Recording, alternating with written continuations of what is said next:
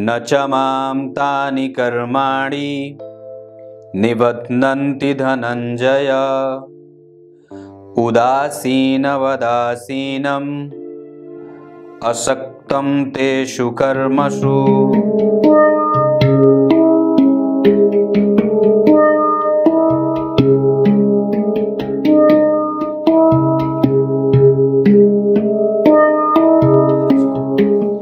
नमस्कार, एक बार फिर से उपस्थित हूं आप सबके सामने बुधवार के बाद गुरुवार के कार्यक्रम में। विश्लेषण जन्म कुंडली का इसका कल के सूत्र को आपने देखा कि नहीं? जरूर देख लीजिएगा और जरूर ही उसे देख लेना चाहिए, क्योंकि कई बार जो है वो हमारे कर्म जो है वो बिल्कुल सही है कि नहीं, इसका आकलन भी हमेशा होते रहना चाहिए। आज के कार्यक्रम के अंतिम हिस्से में जिनकी कुंडली मैं लेने वाला हूं, जिनके सवालों का उत्तर, उनका नाम है KM रजनी। ये हैं कानपुर उत्तर प्रदेश वाले। इनका डेट ऑफ बर्थ 1985 का है। इस वजह से कंफ्यूजन में मत रहिएगा। श्रीमन या श्रीमती जो भी हैं आप, जरूर ही कार्यक्रम अंतिम तक देखिएगा। शुरू करते हैं आज का कार्यक्रम। कहीं नहीं जाना है, बिल्कुल बन के रहिएगा। कार्यक्रम के आरंभ में बोले गए गीता जी के श्लोक का अर्थ भी बताने वाला हूं और इनकी कुंडली का अध्ययन अभी बाकी है। इनकी कुंडली में सबसे पहले मैं आपको इनकी कुंडली के पंचांग से परिचय करा देता हूं। आपने अपनी कुंडली के पंचांग को देखा है या नहीं? मुझे देख रहे हैं या किसी और से बात कर रहे हैं? इधर देखिए मेरी तरफ। यहां सबसे पहले मैं इनकी कुंडली का पंचांग यहीं पढ़ के बता देता हूं, कहीं इधर उधर भटकने की आवश्यकता नहीं है। इनकी कुंडली में उत्तरायण में जन्म होना ये बहुत अच्छा व्यक्ति के आत्मबल को और व्यक्ति के जीवन में सौंदर्य और साहस को बना करके रखने वाला होगा। व्यक्ति कभी भी निंदनीय कृत्य नहीं करेगा और जीवन में सुखदायक स्थितियां बनी रहती हैं। एक बात और बताता हूं, इनकी कुंडली में जो स्थिति बनी हुई है वो पौष माह के जन्मे होने के कारण व्यक्ति जो है वो बड़ा ही गर्वीला होता है और बड़े ही उच्चतम लक्ष्यों को प्राप्त करने का हमेशा प्रयास करता रहता है। इनका डेट ऑफ बर्थ जो है वो 2000, मतलब ये जातक अभी 22 साल के हैं। और सवाल इनके सॉफ्टवेयर इंजीनियरिंग में कितनी सफलता मिलेगी? बढ़िया है, आगे बताऊंगा कैसे। फाइनेंशियल नहीं, अंग्रेजी नहीं, आर्थिक स्थिति की आगे कैसी होगी इनकी कुंडली के हिसाब से, ये सवाल का उत्तर ये भी बताऊंगा। बिल्कुल बन के रहिए। सर मुझे डिटेल में अपनी मैरिड लाइफ के बारे में जानना है। बिल्कुल बताऊंगा, ये भी बताऊंगा। अच्छा, पत्नी के नेचर कैसे होंगे और प्रेम विवाह के योग हैं या अरेंज मैरिज भी हो सकती है? बिल्कुल बताऊंगा। सवाल, आगे चल के कोई हेल्थ की इश्यू रहेगी क्या? जरूर बताऊंगा। और 7th हाउस में उच्च राशि में चंद्रमा को हो करके अष्टक वर्ग में 20 नंबर मिला है 7वें भाव को, तो क्या वो कमजोर है क्या? बिल्कुल बताऊंगा। चलित चार्ट में ग्रह बदल जा रहे हैं तो एक्चुअल प्रभाव कैसा रहेगा, ये जरूर बताइएगा। बिल्कुल बताऊंगा। अपना घर गाड़ी कर पाऊंगा, पिता माता की सेवा कर पाऊंगा क्या? ये सबसे अच्छा सवाल अब तक का। कैरियर कैसा रहने वाला है? स्किन में थोड़ा प्रॉब्लम हो रहा है, उसके लिए क्या कर सकता हूं, उसके लिए उपाय आपको अलग से बताऊंगा। और एक ज्योतिष घर आए हुए थे आज और बोला कि आगे मेरा कोई गुप्त रोग जैसे होने की बहस बहुत चांसेस हैं, तो ऐसा कोई योग है क्या? ये भी बता दूंगा। सवाल समझ लिए। अब इनकी कुंडली को यहां से पढ़ना शुरू करते हैं। सबसे पहले व्यक्ति का जन्म उत्तरायण में हुआ है। अब ध्यान से समझिए मेरी तरफ देख के।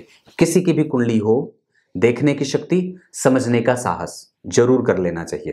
पौष माह में जन्मे होने के कारण व्यक्ति गर्वीला है और श्रेष्ठ इंसान बनने का निरंतर प्रयास भी करेगा। जैसे कि अपने सवाल भी व्यक्ति को देख लिया, सवाल पढ़ लेने से ही व्यक्ति के नेचर को पता चल जाता है कि वो कैसे सवालों के अंदर जा रहा है या किस दरवाजे को चुन रहा है। एक बात ये जो कि समझने वाली है। दूसरे नंबर पे व्यक्ति शिशिर ऋतु में जन्मा है तो काम उसका थोड़ा बहुत विलंब से हो सकता है, क्योंकि शिशिर ऋतु के जो अधिपति होते हैं वो शनि होते हैं, तो वो अपना एक नेचर प्ले करते हैं और व्यक्ति को थोड़ा सा संयमित होकर के उसको परिणाम उसका मिलता रहता है। क्लियर है? शुक्ल पक्ष के द्वादशी तिथि के चंद्रमा पूर्णेंदु और शुभ ग्रह, इस वजह से व्यक्ति की कुंडली में एक सीमित नहीं बल्कि एक अच्छी आय प्राप्त होते देख रहा हूं। इसका मतलब ये होता है कि व्यक्ति जो है वो बहुत ही संतुलित है, उसका स्वास्थ्य ठीक है, उसका इम्यून सिस्टम ठीक है, उसका फायरवॉल जो अंदर का होता है, जैसे सॉफ्टवेयर में होता है ना फायरवॉल, तो वो ठीक है। इसका मतलब है कि उसका एंटीबॉडी जो है वो कमजोर नहीं है। इस वजह से ऐसी कोई स्थिति स्वास्थ्य को लेकर के कमजोरी वाली नहीं दिख रही है। वैसे आगे मैं इस पर चर्चा करूंगा। सोमवार के जन्मे होने से व्यक्ति शांत है, झगड़ालू नहीं है और प्रवृत्ति उसकी अच्छी बनी हुई है। एक बात और भी है कि रोहिणी नक्षत्र में जन्मे होने से व्यक्ति अगर चाहे तो भविष्य में व्यवसाय भी कर सकता है। और सबसे अच्छी बात कि व्यक्ति ब्रह्म योग में जन्मा है। ब्रह्म योग में जन्मे होने से व्यक्ति ब्रह्म के सदृश हो जाता है, मतलब ब्रह्मा हो जाता है नहीं। ब्रह्म योग में जन्मे होने से व्यक्ति जो है वो विचार शून्य नहीं होता, उसके विचार हमेशा ही बड़े ही पौराणिक और बड़े ही विश्व स्तर के होते हैं। वो छोटे छोटे विचारों में अपने आप को उलझा करके नहीं रखता है। और सबसे जो अच्छी बात है कि ब्रह्म योग में जन्मे होने के कारण व्यक्ति जो है वो पदस्थ बनता है, बड़े ही पद को प्राप्त करता है। चाहे कहीं भी किसी भी लेवल पे काम करता रहे, वहां पे उसकी पहचान अच्छे तरीके से की जाती है या अच्छे व्यक्ति के तौर पे वो समाज में जाना जाता है। मतलब एकदम प्रतिष्ठित होता है और हमेशा ही समाज के लिए प्रेरणा का स्रोत बनता है। धर्मज्ञ होता है, धर्मनिष्ठ और कर्तव्य परायण, अपने कर्म को लेकर के हमेशा ही सुचारू और सजग होता है। क्लियर है? वैश्य वर्ण और मनुष्य गण के होने के कारण व्यक्ति जो है वो सांसारिक ज्यादा है। मतलब ये कह सकता हूं कि वैश्य वर्ण के होने से और मनुष्य गण के होने से व्यक्ति को अपने राजसिक और तामसिक प्रभावों से बाहर निकलने की आवश्यकता है। जो घर गाड़ी वाले सवाल आपने पूछे थे ना, वस्तुतः उसमें थोड़ी सी समस्या दिख रही है, क्योंकि यहाँ के अधिपति नीच के और यहाँ मंगल का बैठना। लग्नेश अगर मंगल हो, ध्यान से समझिएगा, ये सूत्र है। लग्नेश अगर मंगल बनते हो, चाहे वो मेष लग्न की कुंडली हो, चाहे वो वृश्चिक लग्न की कुंडली हो, और अगर वो चतुर्थ भाव में बैठ जाते हो तो व्यक्ति जो है वो कई बार चीजों को इकट्ठा करने में उसको दिक्कत होती है। मतलब चल अचल संपत्ति खड़ा करने में उसको मशक्कत होती है। बात समझ में आ गई होगी।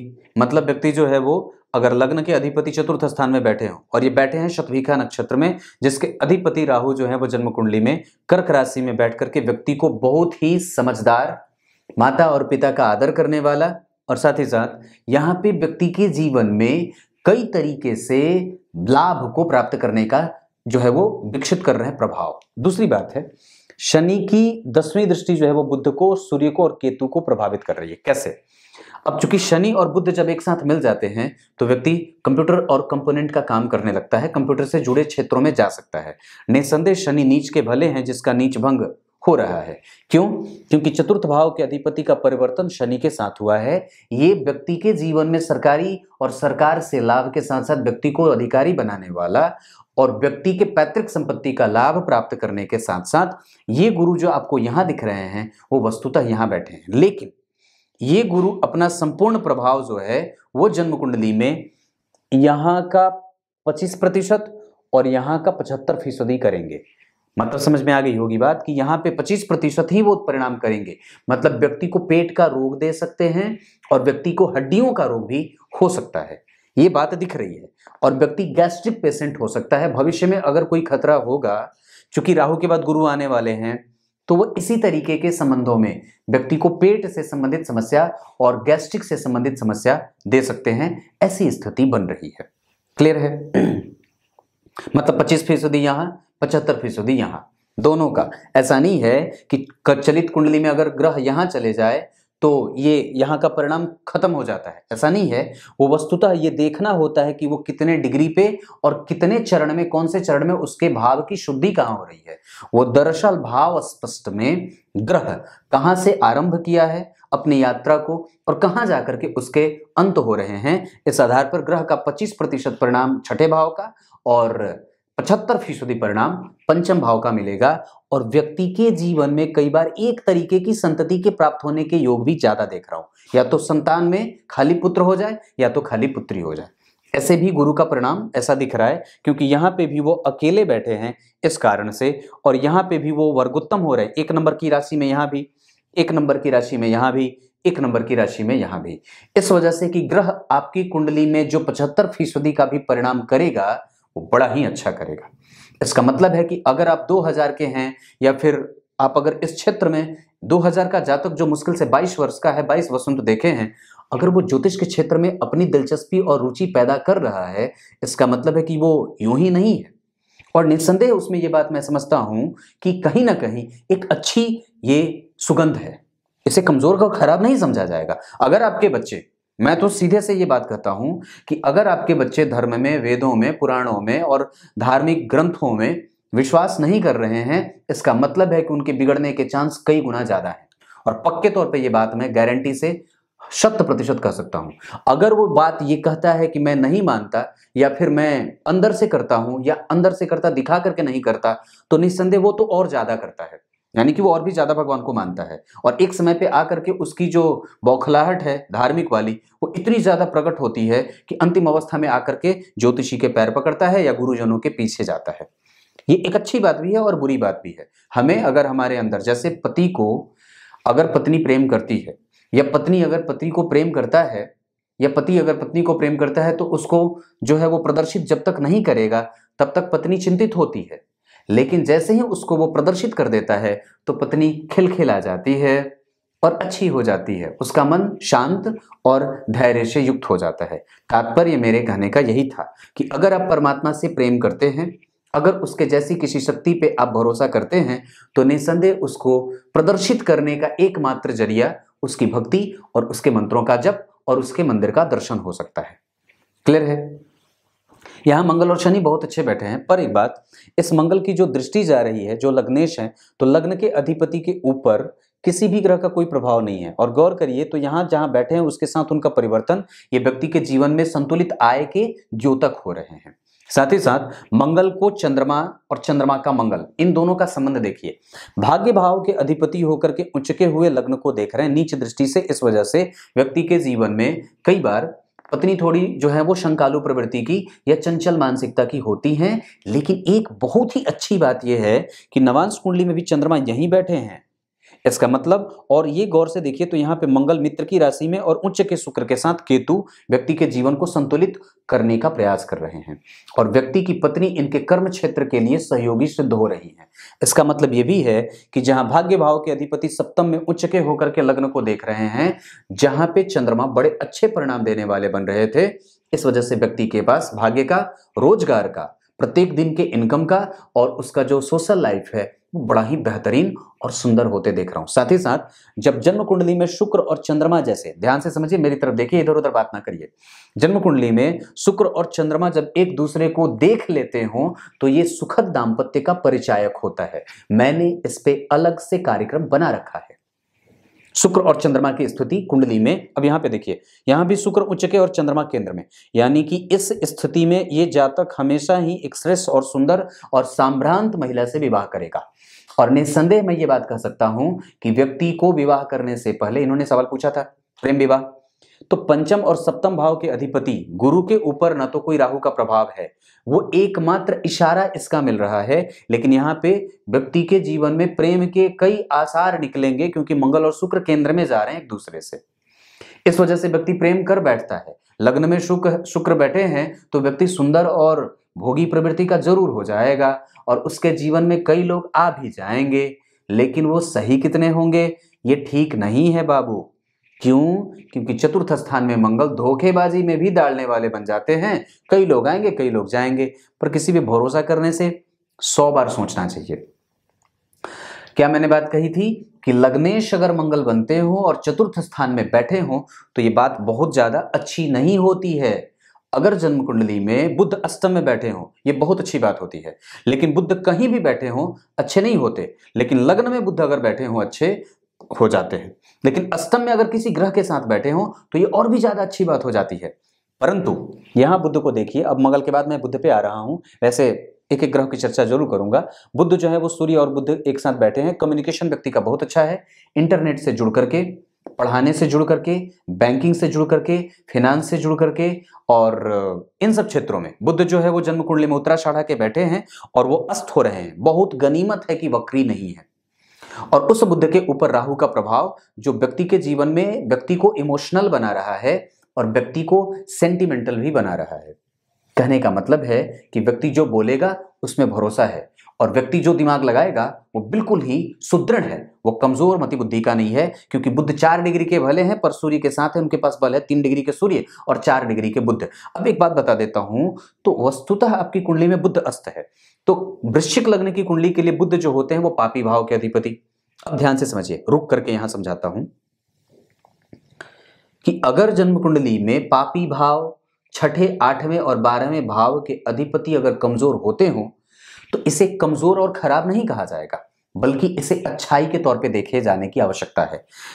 11वें भाव के अधिपति अस्त हैं, इसका मतलब यह है कि व्यक्ति जो है वो कई बार अपने लाभ को प्राप्त करने में कई बार मशक्कत उसको ज्यादा करनी पड़ सकती है, क्योंकि मंगल खुश भाव में नहीं बैठे हैं, अच्छे भाव में नहीं बैठे हैं, पर वो इस भाव के लिए अच्छे परिणाम जरूर करेंगे। व्यक्ति को पिता से और पिता के साथ संबंधों को लेकर के कभी भी कुनमुनाहट वाली बात नहीं बनेगी। पैतृक संपत्ति, पिता का सुख और पिता के साथ संबंध, माता के साथ संबंध भले कमजोर हो सकते हैं, माता का स्वास्थ्य भले परेशान हो सकता है, लेकिन चूंकि इस भाव से केंद्र में दो शुभग्रह बैठे हैं, मतलब आगे भी चंद्रमा और पीछे शुक्र, इस वजह से जो परेशानी इस भाव को मंगल के बैठने के कारण और इस भाव के अधिपति के साथ परिवर्तन करने के कारण मिल रही थी, या फिर जो परेशानी थोड़ी बहुत बन रही थी, उसका जो है वो एक अलग तरीके से उसके क्षति की पूर्ति भी देखी जा रही है, क्योंकि यह स्थिति अच्छी कही जाएगी। पर यहां पे आपको इकट्ठा करने में मशक्कत एक बार करनी पड़ेगी, वो मंगल की दशा में विशेषतया। क्लियर है? झगड़ा लड़ाई मत करिएगा, क्योंकि आपकी कुंडली में उसमें 12वें भाव के अधिपति लग्न में बैठे हैं, चंद्रमा द्वारा देखे जा रहे हैं जो कि भाग्य के अधिपति हैं। लग्न के अधिपति जो है वो चंद्रमा को देख रहे हैं जो कि भाग्य के अधिपति हैं। लग्न और भाग्य का संबंध जब जन्म कुंडली में बन जाता है तो व्यक्ति वैसे भी भाग्यशाली हो जाता है। आपकी कुंडली में तो वैसे भी उच्च के हैं और वर्गोत्तम भी हैं, यानी कि गुरु भी वर्गोत्तम और चंद्रमा भी वर्गोत्तम। आगे यात्रा करता हूं बुध पे। मैं था जन्म कुंडली में उत्तराषाढ़ा नक्षत्र अस्त होने के कारण प्राप्त होने की संभावनाएं कमजोर, और कई बार व्यक्ति को कई जगह से धन नहीं मिल पाता, उसको एक ही तरीके से धन मिलता है। हालांकि एक बात और भी है कि अष्टम भाव के अधिपति सूर्य के साथ बैठे हैं और राहु केतु के संपर्क में व्यक्ति को पेट से संबंधित समस्या भी देते हैं, और मैंने कही बात हड्डी से संबंधित समस्या भी देते हैं। क्लियर है? बुध के ऊपर राहु का प्रभाव मैंने बताया। अब जन्म कुंडली में सबसे पहले चर्चा मैं सूर्य की करूं तो सूर्य जो है वो उत्तराषाढ़ा के, और जन्म कुंडली में उनकी जो स्थिति बन रही है उसके आधार पर सूर्य जो हैं वो जन्म कुंडली में 3 डिग्री के हैं, और अभी जातक के ऊपर से राहु की दशा चल रही है, जिस वजह से व्यक्ति का आत्मविश्वास डगमगा रहा है या डमाडोल हो रहा है। मतलब सीधा सा कि जन्म कुंडली में दशम स्थान के अधिपति अगर तृतीय भाव में जा रहे हो, मकर राशि के बैठे हैं, जिसके अधिपति वापस उसको देख रहे हैं, तो एक शत्रुगत भाव भी मिलेगा, क्योंकि वृश्चिक लग्न की कुंडली के लिए शनि अच्छे नहीं होते। इस कुंडली के लिए अच्छे होते हैं गुरु, इस कुंडली के लिए अच्छे होते हैं चंद्रमा, इस कुंडली के लिए अच्छे होते हैं सूर्य, इस कुंडली के लिए अच्छे होते हैं मंगल। चौथे नंबर पे पहले गुरु, दूसरे चंद्रमा, तीसरे सूर्य, चौथे मंगल। समझ में आ रही होगी बात। इस कुंडली के लिए अंक 6 बढ़िया बनेगा। 12 नंबर की राशि यानी कि मीन और कर्क बहुत अच्छा। कार्य क्षेत्र में जाना हो तो व्यक्ति को उत्तर दिशा की तरफ जाना चाहिए। अगर धन कमाने के लिए कभी भी निकलने की बारी आए तो व्यक्ति को पश्चिम दिशा की तरफ जाना चाहिए। क्लियर है? इतनी सारी चीजें। आपकी कुंडली में सूर्य अपने ही नक्षत्र में बैठे हैं, इस वजह से घबराने की बात नहीं है। अपने आत्मबल को और अपने मेहनत करने की क्षमता को हमेशा ही जागृत करके रखिएगा। उसमें किसी भी तरीके की कनमनाहट बर्दाश्त नहीं की जाएगी, क्योंकि सूर्य जैसा नैतिक तत्व बैठा है और शनि जैसा अनुशासित गुरु जो कि गुरुवत होते हैं कुंडली में, वो उसे देख रहे हैं। लेकिन शनि जब छठे भाव में अकेले बैठेंगे और निसंदेह वो अगर गुरु के साथ बैठे हैं तो दोनों गुरु एक साथ बैठ करके आपको संतुलन पैदा करने का अभ्यास कराना चाहते हैं। मतलब ये कि यहां पे आपको दुश्मनों से डरने की आवश्यकता भी होगी। ये नहीं कि वहां नीच के शनि बैठे हैं तो लड़ भिड़ गए किसी से, ऐसा नहीं होगा, क्योंकि आपकी कुंडली में लग्न में शुभ ग्रह की राशि नहीं बनी है, पाप ग्रह की राशि बनी है, जो व्यक्ति को झगड़ालू बना सकता है। लेकिन लग्न में शुक्र और चंद्रमा का प्रभाव हो रहा है, इस वजह से व्यक्ति शांति से और प्रेम से ही, किसी सहिष्णुता का भाव रख के ही किसी से अपना काम निकाल सकता है। क्लियर है? जन्म कुंडली में चंद्रमा की बात मैंने करी। चंद्रमा जो है वो रोहिणी में बहुत अच्छा, अगर खुद का काम कर लेंगे, कोई ब्रांड बना लेंगे, सॉफ्टवेयर कंपनी खोल लेंगे, कोई भी अपना काम कर लेंगे चंद्रमा से संबंधित या पढ़ने पढ़ाने से संबंधित, सॉफ्टवेयर से संबंधित, तो निसंदेह ये काम आपका आगे बढ़ जाएगा। सवालों के उत्तर मिलते जा रहे होंगे, मैं समझता हूं। मंगल शतभिखा नक्षत्र के, राहु से उनका कोई संबंध नहीं। चतुर्थ स्थान के अधिपति पे नीच का प्रभाव, लेकिन परिवर्तन के कारण ये कमजोरी थोड़ी कम हो जाएगी। और उसके केंद्र में दो शुभ ग्रह का प्रभाव व्यक्ति की कुंडली में अच्छाई लाने वाला बन जाएगा। दूसरे नंबर पे अगर ये मंगल जो बैठे हैं ये कौन है? लग्न के अधिपति होने के साथ साथ छठे के अधिपति होते हैं। अब ध्यान से, तो छठे भाव के अधिपति का जन्म कुंडली में चतुर्थ में जाना नौकरी का योग पैदा करेगा, और साथ ही साथ इस भाव से, जहां इस भाव का अधिपति बैठा है, उससे चतुर्थस्थ सूर्य और बुध का बैठना इस भाव के बल की वृद्धि करे। कैसे? क्योंकि यहां पे सम संख्या की राशि बनी है, और गौर करिए तो सूर्य 10 नंबर की राशि में दिग्बली हो जाते हैं। इसका मतलब है कि इस कुंडली में सबसे बढ़िया वाला क्षेत्र क्या रहेगा? व्यक्ति का कम्युनिकेशन और इंटरनेट, यानी कि वर्ल्ड वाइड ये व्यक्ति जो है वो प्रभावित करके अपने प्रभावों से दुनिया भर में प्रसिद्ध भी हो सकता है। इसके योग भी बने हैं, क्योंकि कुंभ राशि, यहां पे गौर करिए 9 नंबर की राशि बनती है, जो कहां बनी है? जन्म कुंडली के धन भाव में। विश्व प्रसिद्धि का योग लगा करके व्यक्ति की कुंडली में गुरु की दृष्टि यहां जा रही है। ये थोड़ा टेक्निकल है, इस वजह से समझने की बात जरूर होगी। ध्यान से समझिएगा मेरी तरफ देख के। भाग्य भाव में जो राशि बननी चाहिए वो कहां बनी है? जन्म कुंडली के धन भाव में। तो भाग्य भाव में जो राशि बननी चाहिए वो धन में बना, और उस भाव के जो अधिपति होते हैं, जो भाग्य के अधिपति होते हैं, वस्तुतः कारक होते हैं, उन्होंने धन भाव में खुद की राशि बनाई, और चतुर्थ भाव के अधिपति के साथ, जो कि वस्तुतः कहां के अधिपति होते हैं? एकादशवें भाव के। तो धन भाव के अधिपति जो मूलतया होते हैं वो लाभ भाव के अधिपति के साथ बैठ करके, शनि के साथ, और धन भाव को देख रहे हैं। इसका मतलब है कि धन का कारक गुरु धन को देखेगा, अपनी राशि को देखेगा, तो व्यक्ति को थोड़े बहुत ऋण में ले जाने के साथ उसको ऋण से मुक्त भी करेगा, और व्यक्ति को यह भी अंदेशा दिला रहा है कि देना नहीं है, बचा करके रखना है, धर्मार्थ व्यक्ति को खर्च करना है। व्यक्ति कई बार अपने कुटुंबजनों पे ज्यादा पैसे खर्च कर देता है, या उसको करने की आवश्यकता, या ना चाहते हुए भी करने की आवश्यकता पड़ जाती है। क्लियर है? 12वें भाव पे गुरु का प्रभाव बहुत ज्यादा अच्छा नहीं है, पर शनि का प्रभाव ठीक होगा। विदेशों से संबंध बनाने और मल्टीनेशनल कंपनी से जुड़ करके काम करने के मामले में शनि की तीसरी दृष्टि यहां के अधिपति बुध जन्म कुंडली में, यहां मतलब पराक्रम में, ये बुध विपरीत परिस्थिति का निर्माण कर सकते हैं, क्योंकि अष्टम भाव के अधिपति राहु से जब दृष्ट होंगे तो व्यक्ति जो है वो मोक्ष को तो प्राप्त करता ही है, साथ ही साथ जन्म कुंडली में वो दूसरों को सताने वाला भी बन जाता है। लेकिन ये भाव थोड़ा कम है। ऐसा इसलिए क्योंकि लग्न में शुक्र और चंद्रमा का जब असर होगा तो व्यक्ति इमोशनल ज्यादा हो जाएगा, और लग्न के अधिपति जब चतुर्थ भाव में बैठेंगे तो व्यक्ति को हृदय का रोगी या हृदय से सोचने वाला बना देते हैं। व्यक्ति हमेशा दिल से सोचता है, वो दिमाग इस्तेमाल कम करता है, वो सिर्फ पढ़ाई में ही दिमाग इस्तेमाल करता है, वहां भी कभी कभी दिल से सोचने लगता है। ये बात भी दिख रही है। क्लियर है? बुध के बाद गुरु की बात करता हूं। बुध ठीक है, खराब नहीं है, और बिल्कुल आपका ये वाला क्षेत्र ठीक है, ये बहुत बढ़िया है, क्योंकि राहु का संबंध अगर इस भाव से बन जाए तो बहुत ही अच्छी बात होती है। अपने माता के स्वास्थ्य को लेकर के आपको चिंता करने की आवश्यकता जरूर है, उस पर ध्यान रखने की बात होगी।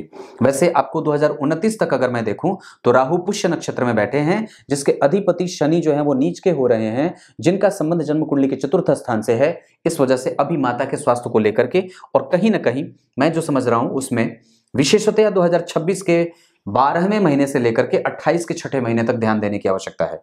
वैसे एक बात मैं बता देता हूं, अष्टम भाव के अधिपति पे राहु की जब दृष्टि होती है तो व्यक्ति को कई तरीके से जो है वो छोटी मोटी बीमारियां या नाभि का क्षेत्र प्रभावित होता है, नाभि के नीचे के अंग प्रभावित होते हैं। पर अस्त होने के कारण इस बात में प्रबलता भी देखी जा रही है। इसका मतलब है कि निस्संदेह व्यक्ति को वात से, पित्त से और कफ से संबंधित समस्या देखी जा सकती है। ये चीजें अभी बढ़ी हुई हैं, लेकिन मैं समझता हूं कि ये चीज और भी तब बढ़ सकती है जब आपकी कुंडली में जब राहु में शुक्र आए। इसका मतलब है कि वो स्थिति 2023 के जनवरी से बन रही है, अभी नहीं है। लेकिन मैं एक बात और बता दूं, चतुर्थ स्थान के अधिपति का नीच का होना, अष्टम भाव के अधिपति का राहु से देखा जाना, ये दोनों ही चीजें थोड़ी थोड़ी कमजोर जरूर हो रही हैं। क्लियर है? मैं जल्दी जल्दी नहीं बोल रहा हूं और आपको समझाने का पूरा प्रयास कर रहा हूं। गुरु जो है वो जन्म कुंडली में नीच के शनि के साथ बैठे हैं। कोई भी ग्रह अगर नीच राशि में बैठा हो या नीच के ग्रह के साथ बैठा हो, पर मंगल की राशि मित्र की राशि होती है, मित्रवत भी बैठा है, क्योंकि तात्कालिक मित्रता में ये मंगल मित्रवत और भी ज्यादा हो जाएंगे, अति मित्रता का भाव होगा। लेकिन चूंकि वृश्चिक लग्न की कुंडली के लिए गुरु जो होते हैं वो द्वितीय और पंचम के अधिपति होकर के छठे भाव में चतुर्थ भाव के अधिपति के साथ बैठे हैं, ऐसी अवस्था में पुत्र का स्नेह या कई बार पुत्र से संबंध खट्टे मीठे भी देखने को मिलते हैं। वस्तुतः आपकी कुंडली में जो यहाँ पे भाव बन रहा है वो बहुत अच्छा बन रहा है, यहाँ का भाव भी अच्छा बन रहा है, यहाँ के अधिपति भी कम से कम परिवर्तन कर रहे हैं। इस वजह से व्यक्ति को एक सुदृढ़ और श्रेष्ठ संतति का पिता बनते देखा जाता है। ये स्थिति कमजोर नहीं है, ये चीज ठीक है। दाम्पत्य में लेकर के कभी भी कमजोरी नहीं है, मंगल और शुक्र का प्रभाव यहाँ पे कमजोर नहीं होगा। इस चीज को लेकर के कभी भी चिंता करने की कोई आवश्यकता नहीं है। आपकी पत्नी थोड़ी शंकालु प्रवृत्ति की हो सकती हैं और व्यक्ति के पास अपीलिंग पावर थोड़ा ज्यादा होता है, मतलब अपील करता है। जैसे होता है ना कि काम के क्षेत्र में बढ़ने की गति उसकी तीव्र होती है। और चूंकि अगर आप अष्टम भाव को देखें तो अष्टम भाव के अधिपति और सूर्य को देखें, वो दोनों ही एक साथ बैठे हैं और राहु से दृष्ट हैं। इस वजह से व्यक्ति के पौरुषत्व को क्षीण करने की आवश्यकता नहीं होनी चाहिए, व्यक्ति को वीर्यवान बनना चाहिए। और मैं समझता हूं कि व्यक्ति को अपने ब्रह्मचर्य व्रत पे बिल्कुल ही नियंत्रण रखने की आवश्यकता है, उसका पालन करते रहना चाहिए।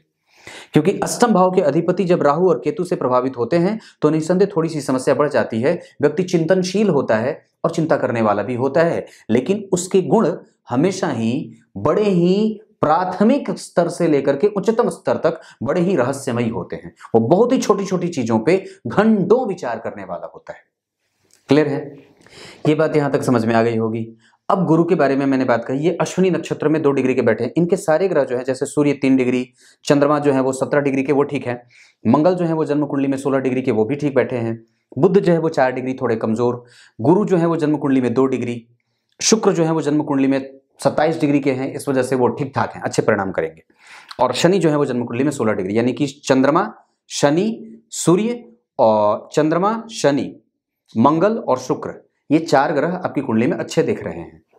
लग्न जो है वो बना है 18 डिग्री का, यानी कि व्यक्ति सुदृढ़ है और मजबूत है। एक बात और बताता हूं, लग्न के अधिपति का संबंध किसी शुभ ग्रह से नहीं हो रहा है, लेकिन लग्न में शुभ ग्रह का प्रभाव जरूर है। इस वजह से व्यक्ति के जीवन में शुभता ज्यादा मिलेगी, अशुभ लक्षणों का प्रभाव कम रहेगा। दूसरे नंबर पे इस कुंडली में आप अगर और भी गौर से देखें तो बुध यहां भाव के आधार पर वर्ग उत्तम हो रहे हैं, गुरु राशि के आधार पर वर्ग उत्तम हो रहे हैं और चंद्रमा भाव के आधार पर वर्ग उत्तम हो रहे हैं। दशमांश कुंडली में शुक्र और गुरु का बैठना ये सर्वोत्तम और व्यक्ति को कुर्सी पे बैठ करके काम करने वाला बनाते हैं और व्यक्ति दूसरों को आदेश देने वाला भी होता है। मतलब एक लेवल पे आने के बाद जब गुरु की दशा आएगी तो व्यक्ति संतुलित होकर के धन कमाने लगेगा और उसके कर्म क्षेत्र में स्थिति सुदृढ़ होगी। परंतु यहाँ के अधिपति नीच के हैं, इस वजह से कभी कभी असंतुलन भी बनेगा, मतलब कभी ऑर्डर ज्यादा है कभी ऑर्डर कम है, ऐसा प्रभाव दिख रहा है। वैसे सूर्य यहाँ पे नीच के हैं, जिनके प्रभाव में अगर आप गौर करें तो शुक्र के देख लेने से और सूर्य के जो दृष्टि का परिवर्तन हो रहा है, सूर्य नीच के तो शुक्र ने देखा, शुक्र जो है वो जन्म कुंडली में 1 नंबर की राशि में, क्योंकि जन्म कुंडली में आप गौर करें तो यहाँ के अधिपति मंगल नीच के हैं। इस वजह से जन्म कुंडली में जो मंगल नीच के हुए उनका नीचभंग गुरु ने किया। ये एक अच्छी स्थिति भी होगी और बुरी स्थिति नहीं है, इसे आप बुरा नहीं कह सकते, इसे अच्छी बात ही कही जाएगी, क्योंकि जो ग्रह यहाँ नीच का हुआ है उसका नीचभंग गुरु ने किया है और जो ग्रह यहाँ नीच का हुआ है वो वस्तुतः इसका नीचभंग शुक्र ने किया है। और साथ ही साथ दशम भाव के अधिपति का जन्म कुंडली में वापस भाग्य भाव की तरफ जाना, मतलब कौन है जो दशम स्थान में बना है, जो कि शुक्र है। जहां पे शनि की उच्च राशि बनी है उसके ठीक पीछे शनि उच्चाभिलाषी होकर के बैठे हैं। इसका मतलब है कि व्यक्ति के जीवन में कर्म क्षेत्र ठीक है, क्योंकि दशम स्थान के अधिपति दशम स्थान को वापस देख रहे हैं। इस भाव में जो ग्रह उच्च का होता है वो आपकी कुंडली में भाग्य के बल से आपको बूस्ट अप करने के लिए ठीक बैठा है। एकादशवें भाव में और 12वें भाव से अगर केतु का संबंध बन जाए तो व्यक्ति अनुभवी होता है। यहां तक बात समझ में आ गई। शुक्र जो है वो ज्येष्ठा नक्षत्र में बैठे, लग्न भी ज्येष्ठा का, व्यक्ति बीमार हो सकता है।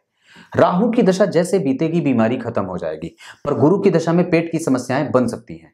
इस वजह से पेट की समस्या का अंत करना ही होगा और व्यक्ति को निस्संदेह इस बात पे भी ध्यान रखने की आवश्यकता है कि उसको बाहर का सामान ना मिले।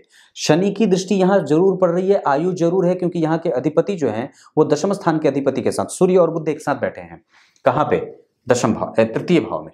इसका मतलब ये बनता है कि व्यक्ति अपना काम भी कर सकता है। अगर नौकरी ना मिले एक वक्त के बाद तो व्यक्ति खुद के बारे में सोच सकता है। नौकरी ना मिले ऐसा मैंने इसलिए कहा क्योंकि यहाँ के अधिपति नीच के हैं और कई बार परिवर्तन योग काम नहीं करता है। कब? जब लग्नेश बहुत अच्छे ना बैठे हों। ये बहुत अच्छे नहीं बैठे हैं। इसका मतलब आप गौर करें तो मंगल जो है वो 16 डिग्री के अवस्था में युवा अवस्था के हैं, इस वजह से। और षडबल में चंद्रमा और मंगल और शुक्र, ये तीनों बड़े अच्छे बैठे हैं। यानी कि यह स्थिति बहुत अच्छी देखी जा रही है। शुक्र वृश्चिक राशि में बैठे हैं। आपको उस ज्योतिष श्रीमान ने इस वजह से ही ये बात कही है क्योंकि शुक्र वृश्चिक राशि में बैठे हैं, रोग की राशि है, इस वजह से कई बार व्यक्ति को गुप्त रोग होता है। लेकिन ये स्थिति जन्म कुंडली में 2023 के जनवरी से लेकर के 26 तक आ रही है। मैं एक बात और भी कहता हूं, ऐसी किसी भी स्थिति को आसानी से संभालना अपने वश की बात होती है। एकादशवें भाव में राहु, नवम भाव में राहु का बैठना यह विश्वव्यापक और संक्रामक बीमारियों का खतरा बढ़ा देता है। इस वजह से आपको ऐसी स्थिति में भी कई बार जहां व्यक्ति संपर्क में आकर के, जैसे कई बार ऐसी बीमारियां होती हैं ना जो एक दूसरे से प्रायः फैल जाती हैं, इनसे बचने की आवश्यकता है। जैसे अभी कोरोना फैला हुआ है, इस वजह से कई ऐसी बीमारियां जो होती हैं जो संक्रमण से फैलती हैं, उसका खतरा है। और निस्संदेह एक बात बता दूं तो वो 26 तक ही है, उसके बाद नहीं है। ऐसी फिर स्थिति किसी भी तरीके से नहीं बन रही है। रोग भाव के अधिपति का जन्म कुंडली में परिवर्तन करना, ये कहीं ना कहीं शनि और मंगल का पापक ग्रह का छठे भाव में बैठना ठीक ही होता है।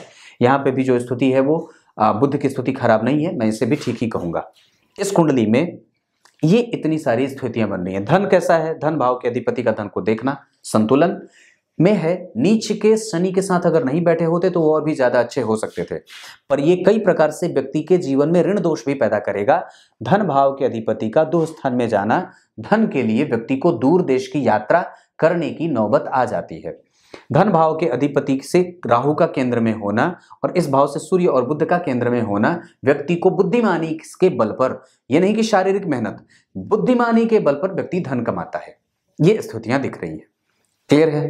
अब क्या बताऊं, दाम्पत्य खराब नहीं है, पत्नी के साथ संबंध आपके अच्छे रहेंगे और मैं समझता हूं कि पत्नी में चंचलता रहेगी। चंद्रमा जो है वो नवांश कुंडली में मृगशिरा नक्षत्र के बैठे हैं, मंगल जो है वो पूर्वा फाल्गुनी के और सूर्य धनिष्ठा के, इस वजह से संबंधों में कभी कभी कठोरता भी रहेगी और कभी कभी लचीलापन जो होगा, मतलब जो रिस्पॉन्सिबिलिटी में, वो आप ही की तरफ से होगी, उसके तरफ से नहीं होगी। चंद्रमा का केंद्र में बैठा होना, शुक्र का चंद्रमा में बैठा होना बिल्कुल ठीक है, क्योंकि लग्न के अधिपति वापस लग्न को देख रहे हैं, ये अच्छी बात होती है।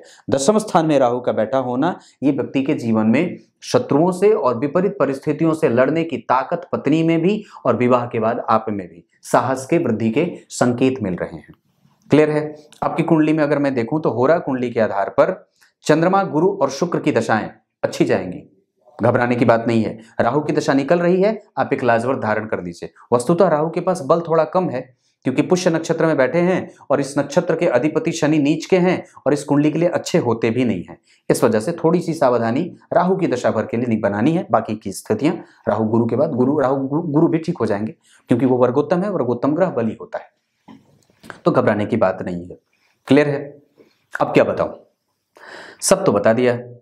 आपकी कुंडली में अगर मैं 2-3 चीज और भी बता सकता हूं तो मैं एक बात आपको बताता हूं, पर्सनल रूप से आपको एक राय देता हूं।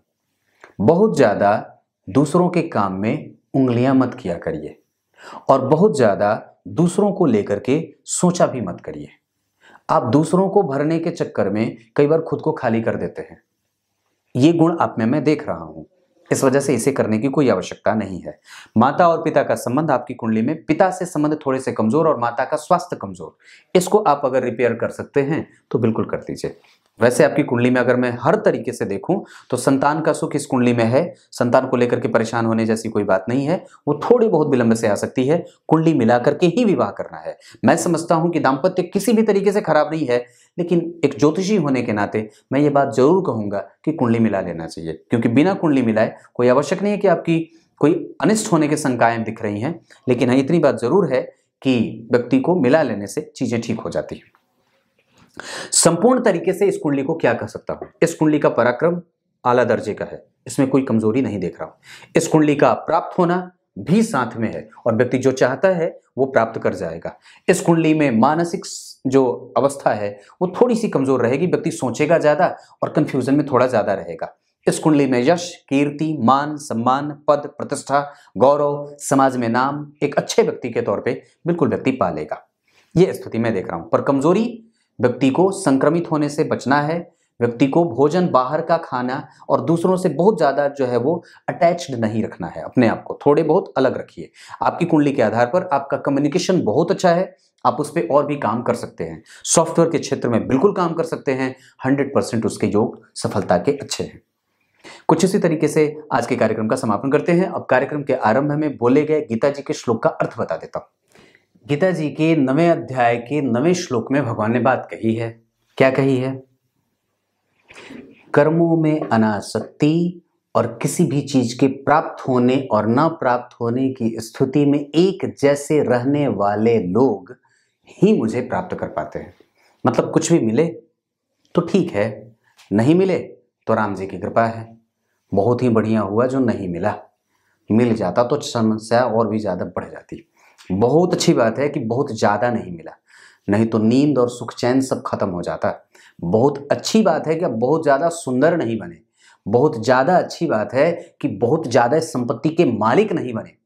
अगर बन जाते तो बड़ी समस्या है भाई।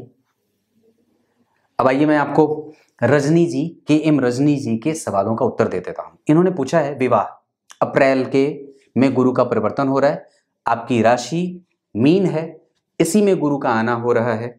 और वस्तुतः मैं एक बात और बता दूं, दाम्पत्य विवाह होने के बाद ठीक है, इस कुंडली में विवाह के विलंब के योग लगे हैं। ये आपकी कुंडली है, सिंह लग्न की हैं आप, जिसमें लग्न में ही मंगल और शुक्र बैठे हैं।